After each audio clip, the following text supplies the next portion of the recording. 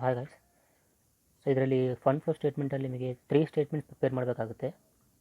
Usually 5 marks ಕೇಳಿದ್ರೆ ಬರೀ statement of changes in working capital ಮಾತ್ರ ಕೇಳ್ತಾನೆ. ಬಟ್ 15 ಮಾರ್ಕ್ಸ್ ಕೇಳಿದರೆ 3 ಸ್ಟೇಟ್ಮೆಂಟ್ ಪ್ರಿಪೇರ್ ಮಾಡಬೇಕು. ಸೊ ಇಲ್ಲಿ preparation of fund flow statement it involves 3 steps. That is the following steps. First one, preparation of statement of changes in working capital. Second one, ascertainment of funds from operations. Third one, preparation of fund flow statement. So ಇಲ್ಲಿ meaning ಕಳಿಸಿದ್ದನ್ನು ನಿಮಗೆ ಆಗಲೇ fund flow statement is a statement of sources and applications of fund. is a technical device designed to analyze the changes in the financial condition of a business enterprise between two dates. So simple one word ಅಲ್ಲಿ ಹೇಳಬೇಕಂದ್ರೆ fund flow statement is nothing but what, ನಾವು ಎಲ್ಲಿಂದ ಫಂಡ್ನ rice ಮಾಡ್ತಾ ಇದ್ದೀವಿ, ಆ ಫಂಡನ್ನ ಎಲ್ಲಿ use ಮಾಡ್ತಾ ಇದ್ದೀವಿ ಅಷ್ಟೇ. ಫಂಡ್ ಅಂದರೆ ಇಲ್ಲಿ ಕ್ಯಾಶ್ ಅಂತ ಅರ್ಥ. ನಾವು ಕ್ಯಾಶ್ನ ಎಲ್ಲಿಂದ ರೈಸ್ ಮಾಡ್ತಾ ಇದ್ದೀವಿ ಅಂದರೆ ನಮಗೆ ಕ್ಯಾಶ್ ಎಲ್ಲಿಂದ ಬರ್ತಾ ಇದೆ, ಆ ಕ್ಯಾಶ್ನ ನಾವು ಎಲ್ಲಿ ಯುಟಿಲೈಸ್ ಮಾಡ್ತಾ ಇದ್ದೀವಿ. ಯುಟಿಲೈಸ್ ಅಂದರೆ ಏನು, ಯೂಸ್ ಮಾಡ್ತಾ ಇದ್ದೀವಿ. This is what sources of funds ಅಂದರೆ ಅರ್ಥ ಏನು. ಸೋರ್ಸಸ್ ಅಂದರೆ where the cash is coming from, and application of fund means what, where the cash is utilising. So it is a statement of sources and application of fund. Sources ಅಂದರೆ cash ಎಲ್ಲಿಂದ ಬರ್ತಾ ಇದೆ ಅದನ್ನು ತೋರಿಸುತ್ತೆ, ಮತ್ತು application ಆ ಕ್ಯಾಶ್ನ ನಾವು ಎಲ್ಲಿ ಯೂಸ್ ಮಾಡ್ತಾ ಇದ್ದೀವಿ ಅಥವಾ ಎಲ್ಲಿ ಬಳಸ್ತಾ ಇದ್ದೀವಿ ಅಷ್ಟೇ. So fund flow statement explain ಮಾಡೋದು ಈ ಎರಡೇ ಸಿನಾರಿಯೋಸ್ನ. ಓಕೆ, ಸೊ ಇದರಲ್ಲಿ ನಿಮಗೆ 3 ಸ್ಟೇಟ್ಮೆಂಟ್ಸ್ ಪ್ರಿಪೇರ್ ಮಾಡಬೇಕಾಗುತ್ತೆ. ಆಲ್ರೆಡಿ ಹೇಳಿದಂಗೆ first one, changes in working capital calculation ಮಾಡಬೇಕು. That is statement of changes in working capital. So in preparation of statement of changes in working capital you need to identify only current assets and current liabilities. Okay, so first ಸ್ಟೆಪ್ಪಲ್ಲಿ ನೀವು prepare ಮಾಡಬೇಕಾಗಿರೋ statement ಏನಿದೆ ಅಲ್ವಾ, ಇದರಲ್ಲಿ ಬರೀ current assets ಮತ್ತು current liabilities ಮಾತ್ರ consider ಮಾಡ್ಕೊಳ್ಳಿ. ಸೊ ಫಾರ್ಮ್ಯಾಟ್ ನಾನು ನಿಮಗೆ ಕಳಿಸಿದ್ದೀನಿ. ಸೊ ಒಂದ್ಸಲ ಫಾರ್ಮ್ಯಾಟ್ ನೋಡಿದರೆ statement of changes in working capital, particulars, previous year, current year, changes in working capital either increase or decrease. So first current assets ತಗೊಳ್ಳಿ. So current assets, you all know that current assets are those which can be converted into cash easily or within an accounting period. So ಅದರಲ್ಲಿ entries ಏನೇನು ಬರ್ಬೋದು, cash, ಡೇಟಾ, stock, bills receivable, prepaid expenses, short term investments and any other short term assets. Okay, so ಇದೆಲ್ಲ current assets. ಆಮೇಲೆ current liabilities, creditors, bills payable, bank overdraft, outstanding expenses, provision for taxation, short term loan and other any current liabilities. So ಇದರಲ್ಲಿ 2 ಥರ entries ತೊಗೋಬೇಕು. That is previous year entry and current year entry. ನಿಮಗೆ ಕ್ವೆಶನಲ್ಲಿ ಕೂಡ ಕೊಟ್ಟಿರ್ತಾನೆ, previous year current asset ಕೊಟ್ಟಿರ್ತಾನೆ, current year asset ಕೂಡ ಕೊಟ್ಟಿರ್ತಾನೆ. ಸೊ ಅದನ್ನು ಎಂಟ್ರಿ ಮಾಡ್ಕೊತಾ ಹೋಗಿ. So previous year and current year entries, current assets ಬರ್ಕೋಬೇಕು, ಕರೆಂಟ್ ಲಯಬಿಲಿಟೀಸು ಕೂಡ ಬರ್ಕೋಬೇಕು. ಸೊ ಇದರಲ್ಲಿ ಪ್ರೀವಿಯಸ್ ಇಯರ್ ಕರೆಂಟ್ ಇಯರ್ ಬರ್ಕೊತ ಹೋದಾದಮೇಲೆ ಒಂದು ಪರ್ಟಿಕ್ಯುಲರಾಗಿ ಎಂಟ್ರಿ ಮಾಡ್ತಾ ಹೋದಂಗೆಲ್ಲ ಅದರ ರೆಸ್ಪೆಕ್ಟಿವ್ ಚೇಂಜಸ್ ಬರ್ಕೊತ ಹೋಗಬೇಕು.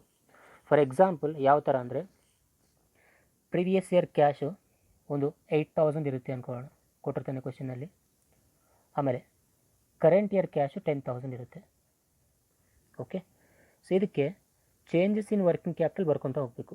ಯಾವ ಥರ ಅಂದರೆ, ಇಲ್ಲಿ ಕ್ಯಾಶ್ ಪ್ರೀವಿಯಸ್ ಇಯರ್ 8,000 ಇತ್ತು, ಕರೆಂಟ್ ಇಯರ್ 10,000 ಆಗಿದೆ. ಅಂದರೆ ಇಲ್ಲಿ ಕರೆಂಟ್ ಅಸೆಟ್ಟು ಇನ್ಕ್ರೀಸ್ ಆಗಿದೆನಾ ಡಿಕ್ರೀಸ್ ಆಗಿದೆನಾ, ಪ್ರೀವಿಯಸ್ ಇಯರ್ಗೆ ಕರೆಂಟ್ ಇಯರ್ಗೆ ಇನ್ಕ್ರೀಸ್ ಆಗಿದೆ. Okay, so previous year 2018, current year 2019 ಅಂತ ತಗೊಳ್ಳಿ. So in the previous year cash was 2018 cash was 8,000 and in the current year the current asset that is cash is 10,000. So ಇಲ್ಲಿ changes ಏನಾಗಿದೆ, increase ಆಗಿದೆ. ಸೊ ಅವಾಗೇನು ಬರೀತಾರೆ, ಇಲ್ಲಿ ಇನ್ಕ್ರೀಸ್ ಕಾಲಮಲ್ಲಿ ಬರ್ಕೋಬೇಕು. ಎಷ್ಟು ಚೇಂಜ್ ಆಗಿದೆ ಅಷ್ಟು ಮಾತ್ರ ಬರೀರಿ. ಅಂದರೆ from 8,000 to 10,000 which means it increased up to 2,000. ಅರ್ಥ ಆಯ್ತಾ, ಚೇಂಜ್ ಆಗಿರೋದು ಮಾತ್ರ. ಸೊ ಈ ಥರ ಇನ್ಕ್ರೀಸ್ ಆದರೆ ಮಾತ್ರ ಇನ್ಕ್ರೀಸ್ ಕಾಲಮಲ್ಲಿ ಬರೀರಿ, ಡಿಕ್ರೀಸ್ ಆದರೆ ಡಿಕ್ರೀಸ್ ಕಾಲಮಲ್ಲಿ ಬರಬೇಕು. ಯಾವುದು, ಕರೆಂಟ್ ಅಸೆಟ್ಸ್ ಎಲ್ಲದು. ಸೊ ಇನ್ನೊಂದು ತೊಗೊಳ್ಳೋಣ, ಯಾವುದು, bills receivable.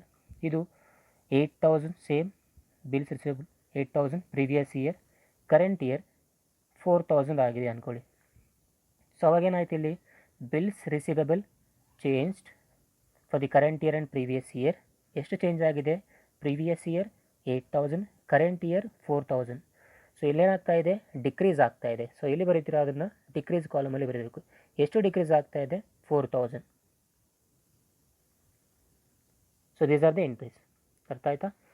So whenever current assets are increased or decreased, the respective amount should be entered in increase or decrease column under changes in working capital. Understood? So one sentence ಅಲ್ಲಿ ಹೇಳಬೇಕಂದ್ರೆ, when current assets are increased it results in increase in working capital. Okay, when current assets are increased it results in increase in working capital. So current assets are increased results in increase in working capital. In the vice versa, when current assets are decreased it results in decrease in working capital. So current assets decreased, decrease in working capital. Understood? In the same manner total ಮಾಡಿದ್ದನ್ನು total ಮಾಡ್ಕೊಂಡು ಹಾಕೊಳ್ಳಿ. ಅದೇ ಥರ current liabilities ತೊಗೊಳ್ಳಿ. Current ಲಯಬಿಲಿಟೀಸಲ್ಲಿ ಈ sentence change ಆಗುತ್ತೆ. ಯಾವ ಥರ ಅಂದರೆ, when current liabilities are increased it results in decrease in working capital. ಅಂದರೆ ಉಲ್ಟಾ. Say for example, creditors of 2018 was 10,000 and 2019 is 15,000. So actually current year current liabilities, that is creditors, are increased from 10 to 15,000. So ನಾವೇನು ಮಾಡಿದ್ವಿ ಇಲ್ಲಿ, previous current ಅಸೆಟ್ಸಲ್ಲಿ increase ಆದರೆ increase ಕಾಲಮಲ್ಲಿ ಬರ್ಕೊಂಡಿದ್ವಿ, decrease ಆದರೆ ಡಿಕ್ರೀಸ್ ಕಾಲಮಲ್ಲಿ ಬರ್ಕೊಂಡಿದ್ರಿ. ಆದರೆ ಕರೆಂಟ್ ಲಯಬಿಲಿಟೀಸು ಇನ್ಕ್ರೀಸ್ ಆದರೆ ಡಿಕ್ರೀಸ್ ಕಾಲಮಲ್ಲಿ ಹೋಗುತ್ತೆ. ಆಯಿತಾ? ಉಲ್ಟಾ ಎಂಟ್ರಿ ಬರ್ಕೋಬೇಕು. ಅಂದರೆ ಫ್ರಮ್ 10 to 15,000 ಇನ್ಕ್ರೀಸ್ ಆಗಿದೆ. ಸೊ ಇನ್ಕ್ರೀಸ್ ಕಾಲಮಲ್ಲಿ ಬರ್ಕೊಳ್ಳೋ ಹಾಗಿಲ್ಲ, ಡಿಕ್ರೀಸ್ ಕಾಲಮಲ್ಲಿ ಬರ್ಕೋಬೇಕು. ಎಷ್ಟು ಬರೀತೀರಾ? ಸೇಮ್ 5,000.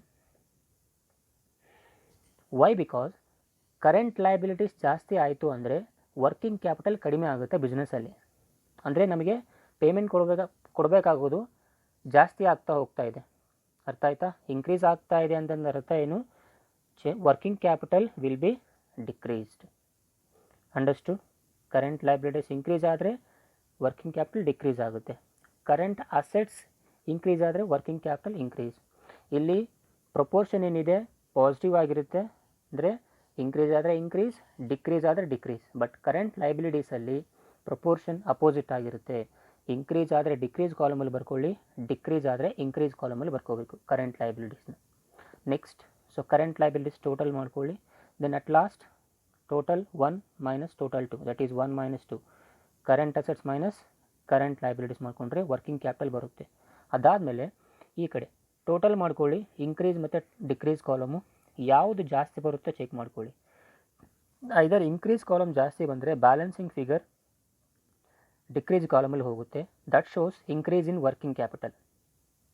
ಅಂದರೆ ಇಲ್ಲಿ 20,000 ಬಂದಿರುತ್ತೆ ಅಂದ್ಕೊಳ್ಳಿ ಟೋಟಲ್, ಇದು 18,000 ಬರುತ್ತೆ. ಸೊ ಅವಾಗ ಏನು ಮಾಡ್ತೀರಾ? ಬ್ಯಾಲೆನ್ಸಿಂಗ್ ಫಿಗರ್ ಡಿಕ್ರೀಸ್ ಕಾಲಮಲ್ಲಿ ಬರುತ್ತೆ 2,000. ಹೌದಾ? ಯಾಕೆಂದರೆ 20,000 ಇದು 20,000, ದೆನ್ ಬ್ಯಾಲೆನ್ಸಿಂಗ್ ಫಿಗರ್ 2,000. ಸೊ ಇದನ್ನೇನಂತ ತೋರಿಸ್ತೀರಾ? Increase in working capital.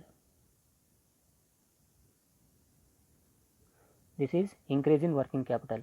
So ಈ ಇನ್ಕ್ರೀಸ್ ಇನ್ ವರ್ಕಿಂಗ್ ಕ್ಯಾಪಿಟಲ್ನ ಎಲ್ಲಿ ತೊಗೋಬೇಕು ಎಂಟ್ರಿ?